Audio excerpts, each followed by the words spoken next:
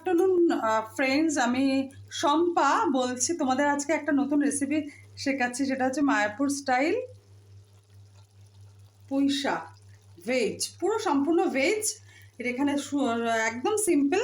পাঁচফোড়ন দিলে, তার উপরে তুমি সমস্ত সবজি কেটে দিয়ে একটু ভালো করে ভেজে নিলে, তার মধ্যে তুমি হলুদ, নুন, লঙ্কার গুঁড়ো খেলে লঙ্কার গুঁড়ো, আমি কাঁচা কাঁচা লঙ্কা দিয়েছি, কাঁচা লঙ্কা কুচি কুচি করে দিয়েছি একদম।